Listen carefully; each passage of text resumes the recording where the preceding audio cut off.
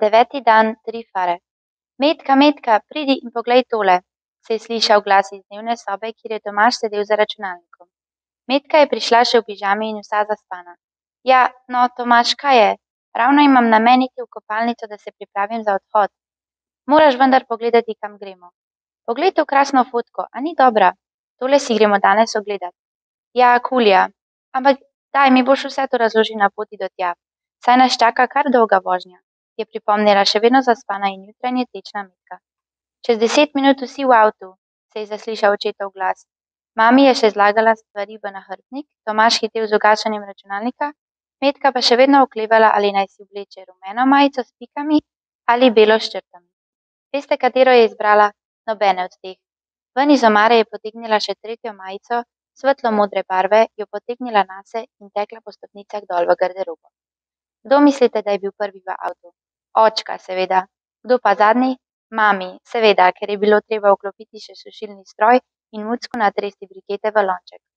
Skratka, danes se družina odpravlja proti Metliki. To je čisto ob meji z našo sosednjo državo Hrvaško. Metlika spada v škofijo Novo mesto.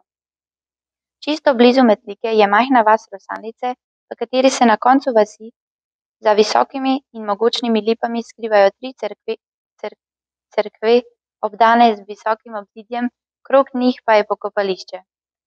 Metka, je navdušen Tomaž med vožnjo. Veš, tam okrog Metlike rečejo, da jih obdaja Radavitna dalina in da je Dabruta sirota.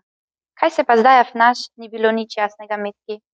Nič se ne afnam, le v narečju skušam govoriti. Če bi danes na cesti nastal zastoj, bi na Dolenjskem ali v Beli krajini rekli, da je drej.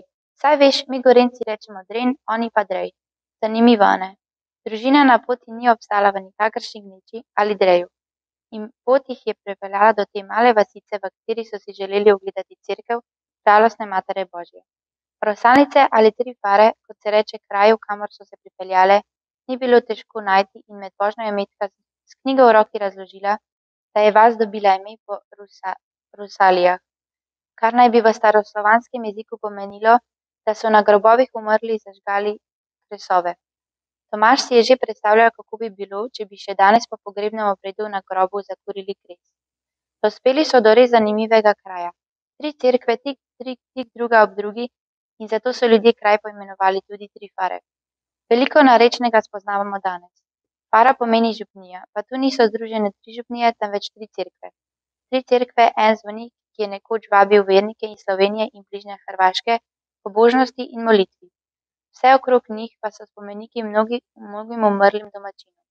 Zares zanimiv pogled, ki ga je Tomaž že takoj zjutraj našel na fotografijah na spletu. Metkina in Tomaževa družina je vstopila v vse 3 cerkve in si jih ogledala. V zgornji cerkvi so videli kip žalostne Matere Božje, srednja cerkev, ki je sicer najmanjša, a ima edina zvonik, ki je posvečena trpečemu Kristusu, spodnja cerkev, ki je zopet večja, pa je posvečena Lurški Materi Božji. Družina si je ogledala še pokopališče in pred odhodom zmolila Oče naš za vse rajne duše, ki so bile pokopane na tem mestu. Zanimivo, res zanimivo vse skupaj. Škoda, da ni nikjer napisano, kako da so se gradile 3 cerkve tako blizu druga druge, je razmišljal Tomaž. Morda pa srečamo kakšnega domačina, ki nam bo vedel to povedati, je bila na pogovor pripravljena Metka. Ati, mami, predolgo smo se vozili, da bi se že odpravili domov. Predlagam, da lep dan izkoristimo še za obisk kampa Podzemelj. Tam gremo lahko na vožnjo s čolnom, na adrenalinske dejavnosti ali le malo okopat se v Kolpo, je svoje želje in načrte povedal Tomaž. Metka je bila takoj za. Starša sta se spogledala in si pokimala. Mami pa je v narečju dodala le še: ampak, tat se moramo, da se komu kaj ne zgodi. In Metka je v slovenskem knjižnem ponovila: ampak paziti se moramo, da se komu kaj ne zgodi.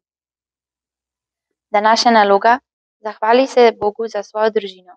Družina je osnovna celica vsega človeštva in vsak bi moral biti hvaležen svojim staršev za vse dobro, kar mu dajejo, so mu dajali ali skušali dajati. Naj nam bo Marija, mati žalosti, vzor, da za vsakim dežjem posije sonce in da družina lahko prebrodi vse, če je le mnogo ljubezni, usmiljena in potrpežljivosti sredi med njimi.